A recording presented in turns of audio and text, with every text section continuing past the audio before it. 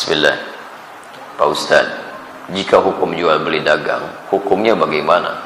Boleh? Boleh dagang. Kalau tidak boleh, masa Nabi mempraktekkan dagang? Nabi kan pedagang. Bahkan sebelum jadi Nabi, sudah berjual beli. Beliau mengambil barang dagangan dari Sayyidah Khadijah, yang lantas kemudian menjadi istri tercinta beliau dalam kehidupannya. Didampingi oleh Maisarah, kemudian berdagang sampai ke Syam. Ya, Masya Allah. Dan ketika berdagang, itu Nabi itu kalau dagang gak pernah kembali modal, Pak. Gak pernah kembali modal. Kembali untung. Untung lagi, untung lagi, untung lagi. Dan bukan cuma untung, yang berdagang dengan beliau, yang membeli, itu senang. Nabi bisa terbayang gak? Beliau untung, pedagang lain juga merasa nyaman, dan pembeli juga merasa senang. Jarang-jarang ada orang begitu. Ya, jarang-jarang.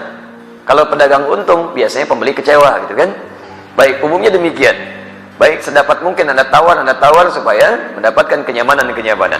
Tapi kalau pembeli untung, pedagang kecewa. Silakan cek, pembeli misalnya nawarnya kebangetan. Sudah beda 50 pun nggak dilepas juga, gitu kan? Baik, nah di sini menarik ini. Nabi itu kalau berjualan, pembeli senang, beliau untung. Sehingga semua orang tidak dirugikan dalam hal ini. Dan hebatnya nanti konsep dagangnya Nabi Sallallahu Alaihi Wasallam ketika diajarkan pada para sahabat itu, Masya Allah, tidak ada di antara mereka yang juga kembali modal. Semuanya untung. Untung semuanya. Silakan Anda lihat. Misal ada sahabat Uthman bin Affan radhiyallahu ta'ala anhu. Ada sahabat Abdurrahman bin Auf radhiyallahu ta'ala anhu. Sebelumnya ada sahabat Abu Bakar radhiyallahu ta'ala anhu. Banyak para pedagang di zaman Nabi, teman-teman sekalian. Ketika mereka sudah masuk Islam, dilatih oleh Nabi bagaimana cara berislam yang baik dan diterapkan dalam kehidupan sesuai dengan pekerjaan mereka, maka Masya Allah, dagangannya berlipat-lipat untungnya.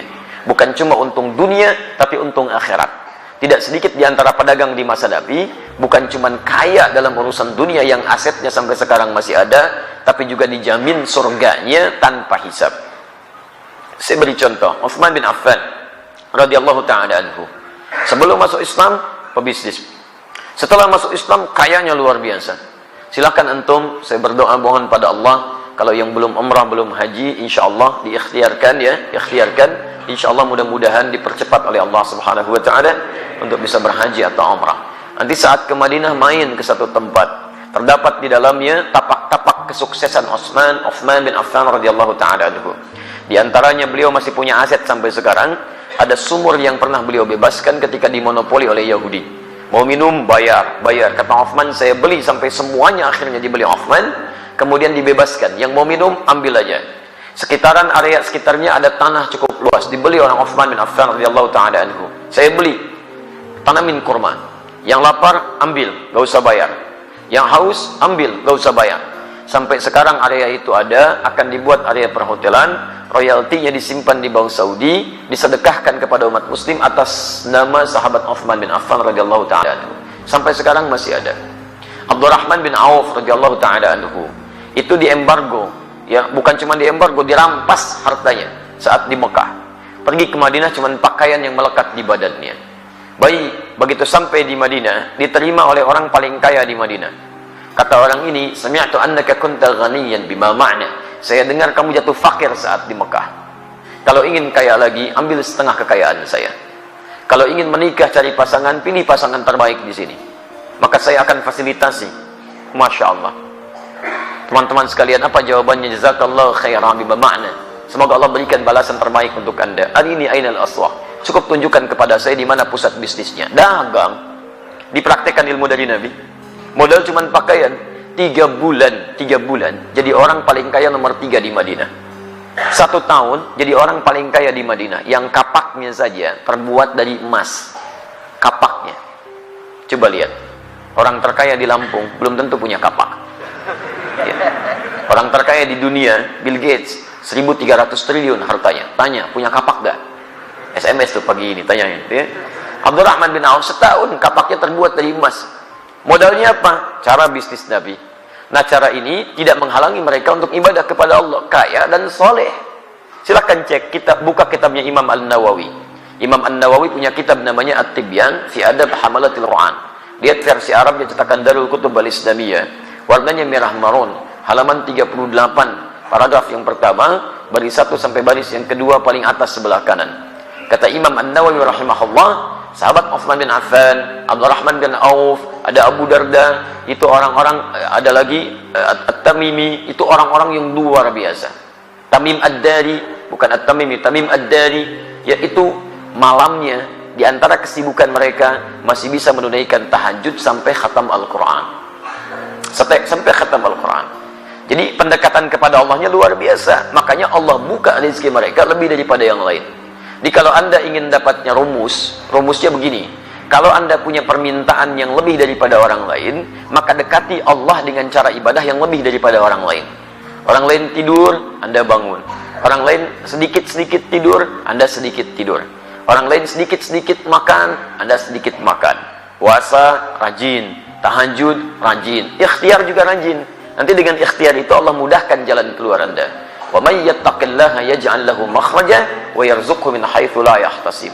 Demikian di Quran surah ke-65 ayat 2 sampai 3. Nah, saya persingkat jawaban untuk pertanyaan Anda di sini. Kalau Anda ingin berubah lebih baik, itu dikumpulkan oleh para imam hadis dalam kitab-kitab hadis. Disebut dengan Kitabul Buyu', bab tentang pembahasan bisnis dari Nabi sallallahu alaihi wasallam. Saran saya, keluarkanlah ayat-ayat Quran yang berbicara tentang cara berdagang, kemudian lihat tafsirannya dari Nabi, buka kitab Imam Al-Bukhari misalnya, buka Kitabul Buyu', bab tentang bisnis dari Nabi, keluarkan itu, duduk dengan sesama pedagang, jangan sendirian, jangan ingin menguasai sendirian. Dulu teman-teman Nabi itu saling bersama-sama, semua kaya, bahkan kaya banget. Ya, kumpul bareng-bareng. Kenapa antum gak kumpul para pedagang, pebisnis, pengusaha? Duduk bareng-bareng, tilawahi ayatnya, hadisnya, kemudian antum undang ustaz di bidangnya, diskusikan, praktekkan. Kalau nggak dipraktekkan kapan lagi? Ya silahkan kalau nggak percaya. Konsep itu sekarang diambil oleh orang Yahudi, dipraktekkan oleh mereka. Cuma mereka tidak pernah mengungkapkan istilah kalau itu diambil dari hadis Nabi. Konsep syariah itu sekarang banyak diadopsi Pak di Eropa. Bahkan di Inggris sekarang sedang marak tuh, di London macam-macam dikembangkan.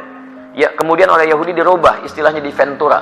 Ventura itu asalnya syariah, cuman dimodifikasi oleh mereka untuk menampilkan sistem hukum yang kira-kira bisa awet gitu. Syariah sekarang itu luar biasa. Di non-muslim saja sudah mengejar-ngejar konsepnya. Kenapa kita yang punya tidak menerapkan? Paham ya? Baik, sudah saya baca, sudah saya jawab intinya. Ya, di persoalannya barangkali nanti sesuaikan lagi ya. Saya akan punya usaha. Saya beli alat di toko harga barang 1 juta. Modal 1 alat. Kemudian saya jual 2 juta atau 3 juta. Boleh tidak? Boleh. Antum jual 5 juta juga silahkan kalau laku ya. Baik. Alhamdulillah. Yang penting antara din minkum, ada yang ridha satu dengan yang lainnya. Kemudian tidak markup, tidak gharar, tidak menipu. Di orang itu wajar menilai. Antum beli 1 juta, dijual 5 juta. Kalau kaidah boleh saja. Tapi kan juga pembeli akan melihat wajar apa tidak. Ya kalau tidak wajar yang akan beli. Ya ada yang jual Nokia 3315 sekarang. Misal dijual 10 juta. Ada yang beli nggak? Nggak ada. Modal antum cuma 100.000 dijual 10 juta gitu kan. Nggak akan ada yang beli.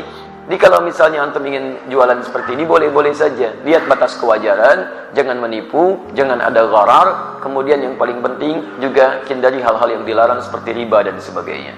Paham ya?